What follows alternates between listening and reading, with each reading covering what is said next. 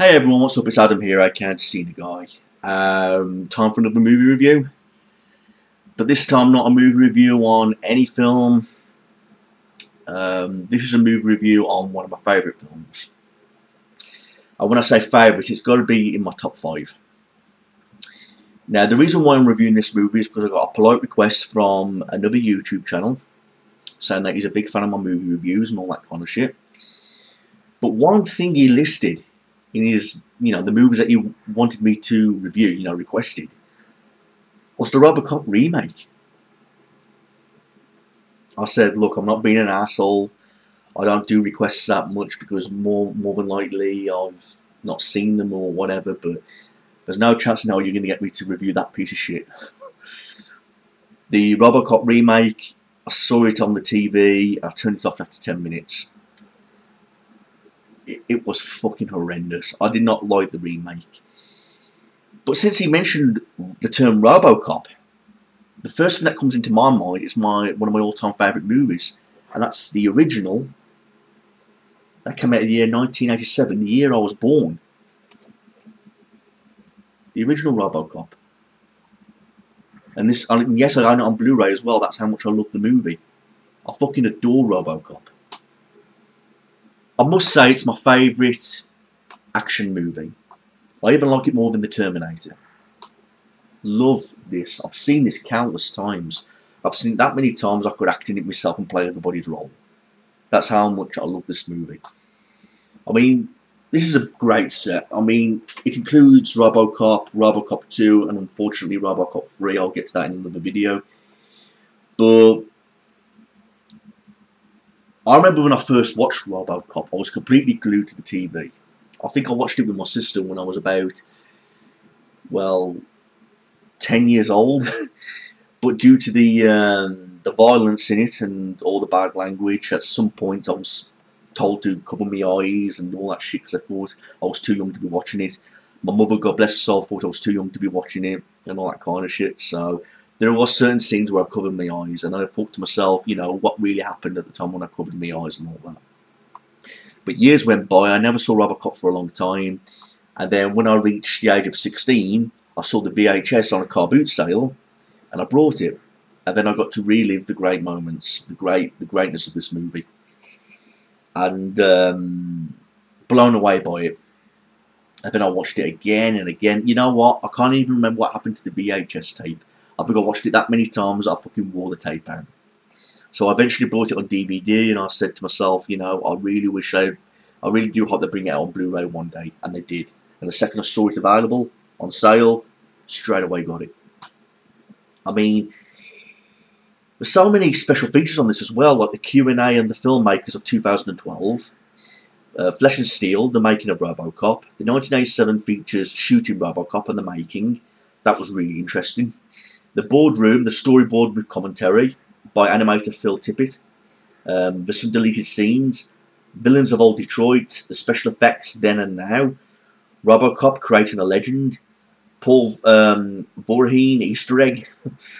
Commentary with director Paul Verhoeven, writer Ed Newmere, and the executive producer John Davis. So there's a lot of features in this. It was interesting to go back and relive, those special moments, because this is a fucking all-time classic. I've got to say it's one of the best movies I've ever seen, the first Robocop movie. But I just cannot believe I got a request to do the remake of this great film. I mean, no offence if you like the remake, that's fine. We're all different. But in my opinion, I thought that movie was a piece of shit. It did not live up to the hype. It did not live up to the greatness. And it was a typical film that you'd see in this generation. My argument is they do not make movies like this no more. They really don't. If I could travel back through time and live through an era of movies, I would choose the 80s. Definitely. I really would. Because what has today's generation got to offer other than remakes or reboots or sequels that don't live up to the originals or shit like that? There's nothing to look forward to in this era in terms of movie-wise. Back then, that was big hits, In the 80s, look what came out. Everything at its peak, horrors were just the same. And don't forget, this came out in the year 1987, so all that shit back then was even harder to make. And that's one thing I take my hat off to all these 80s movies, because they were so hard to make back then. Yet they worked their asses off, they put all the time and effort in to do all these great scenes. These scenes of blowing up and all the gore scenes and all that kind of shit. Where today's generation, you've just got technology that does it all for you. So there's hardly anything to it. But Robocop, basically what it's about, Detroit is in the shitter because of all the major crimes that are going on. Violence, prostitution, killings, theft, you name it, Detroit has everything. And the police department is run by a company known as OCP. Okay. The cops are all wanting to go on strike because they can't keep up with all the losses of their close teammates and all their people who they work with, because they're all getting creamed and they're all fucking getting killed off by all the major crime, particularly by this one crime leader, Clarence Bodiger and his men. He's on the most wanted list, and cops are finding it difficult to track him down and capture him, along with all his friends who are in crime with him. So you get this little opening scene about, you know, the news readings and all that kind of shit. Even little stuff like that was interesting. It was news reading basically on the state of Detroit and what OCP are doing to try and save the citizens of the city, basically, because the crimes are that bad. Well, anyhow, OCP, one of the leaders of the company, Dick Jones, has the job to try and create something that will reduce the crime in the city. So he comes up with this project, Ed 209. And right off the bat, I think the look of Ed 209 was incredible. You know, just by looking at him, he looks as though like he's ready to like gun down your ass. The design on him was great. You know, the Ed 209 in the remake doesn't hold a candle to the original Ed 209, in my opinion. Really doesn't. Well, anyway, Dick Jones is obsessed with his project. He reckons it's the solution to the problem to all the crime in the city, and he's doing his best to try and, you know, make Ed 209 a big deal, basically. He thinks it's the solution to the problem to all the crime. Anyway, during a meeting, something goes terribly wrong, and this guy by the name of Kenny, who was doing a demonstration, like an arrest demonstration with Ed 209, he goes horribly wrong, and he ends up getting killed. Ed 209 shoots him, but although there's certain scenes where it raises questions, I mean, I like, why the fuck would you load Ed 209 with real bullets and real rockets if it's just a demonstration, basically? Why the fuck would you do that? You know? But anyway, he was loaded with real ammo. Kenny gets shot to fucking pieces, he flies on the table, and Dick Jones thinks nothing of it. He tells the young man it's a glitch. And even that scene alone was just fucking epic. The way Kenny got blown to fucking pieces. I mean, in the extended version, like the unrated version, you see Kenny's guts fly everywhere. You see blood squirt all over the place, you know. And the effects on it were just brilliant. For an 87 movie, it was really fucking brilliant. Anyway, we get introduced to this new cop who just transferred by the name of Murphy. And he's teamed up with his new partner. I'm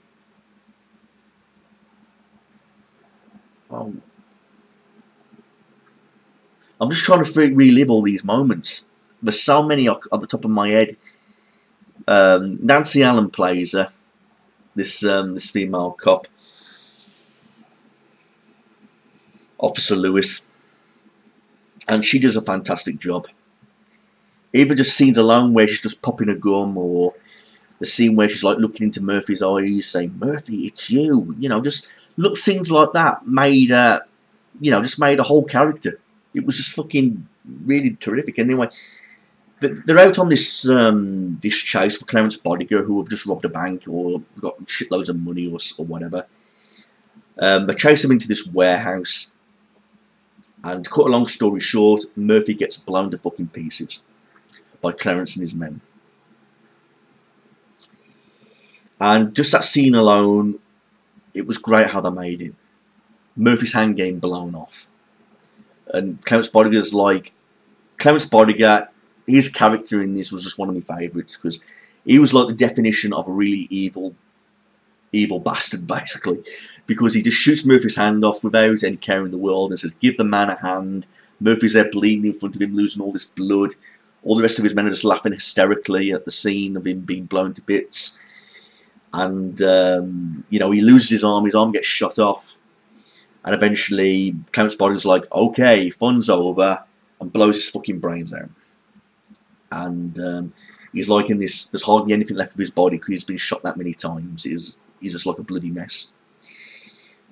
Anyway, they take Murphy's body away, and they use his body for the Robocop project, which was created by Bob Norton. And now at this point, Dick Jones is really pissed off because the Ed 209 project failed, and now they're using the Robocop project used by Bob Norton. And basically, he's jealous, basically. Okay. In result of this, the Robocop is a big success. Everyone's making a big deal out of it. Robocop becomes like the a member of the police force, even though the company is like registered him under OCP. It's like an OCP project. But anyway, just right off the bat, Robocop starts arresting certain people. He starts reducing the crime. There's a scene where you see these two guys torturing this woman, you know, cutting her dress, cutting her hair and everything. Robocop shoots him in the balls, you know. There's a scene where the mayor's been held hostage by this guy with a gun. Robocop like pulls him through the wall and punches him, and then he goes flying through the window. Even the convenience store, when that guy is like shooting him, going fuck me, you know, and then he like he like fucking clotheslines him or something, and he goes right through a fridge. Thank you for your cooperation. Good night. So they threw in a bit of comedy as well, but not comedy up to the point where it would like ruin the movie. They threw in comedy points that would just make you chuckle a little bit because you're in disbelief in what you're seeing. You know, a robot going around reducing crime. You're bound to be gobsmacked, you know. So Robocop is becoming a huge success. Bob Norton gets his promotion to vice president. Dick Jones gets you know, even more jealous as the film goes on. But throughout the film, Robocop is getting these flashbacks back to when he was human, about his wife and son. There's even a scene where he goes to the house to try and track down his old family, but discovers they've moved away. Officer Lewis, who's still his partner, is still trying to get his own memory back, trying to figure out if he still has any remembrance of her or you know, the family and things like that. So you've got all these things going on about the crimes, you know, the action, and don't get me wrong, there's action in this from start to finish. You're never going to get bored of the action. From start to finish, it's all there. For an action movie, it's got everything. Yeah, it has the bad language, it has the violence, you know, it's got all of that from start to finish. There's no scenes that'll bore you.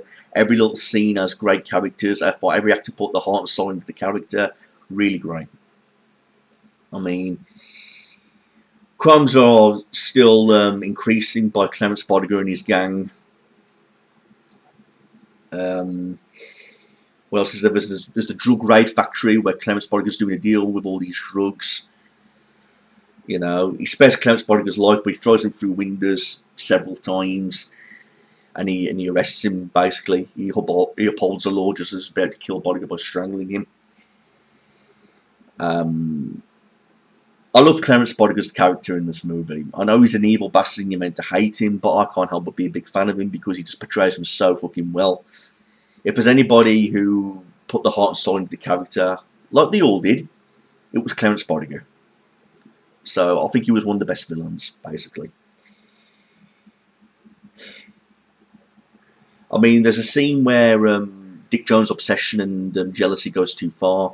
Because while Bob Norton is at his home doing drugs with these couple of women, Clarence Bodiger is hired and he goes and he kills Bob Norton and blows up his house. You know, just to get revenge on him because the old man didn't accept the Ed 209 project as part of the police force. I mean, even the scene where Robocop tries to arrest Dick Jones. He goes to arrest Dick Jones, and Ed 209 tries to kill Robocop. He's programmed to kill Robocop. There's a scene where he gets literally destroyed because Ed 209 shoots him with the rockets or the bullets or whatever, and Dick Jones was relying on Ed 209 to try and kill Robocop, so there'll be no evidence or anything, but Robocop recorded their conversation. He manages to escape the building, but then the cops are trying to take him out because they have orders to destroy him. But then luckily he's saved by his partner.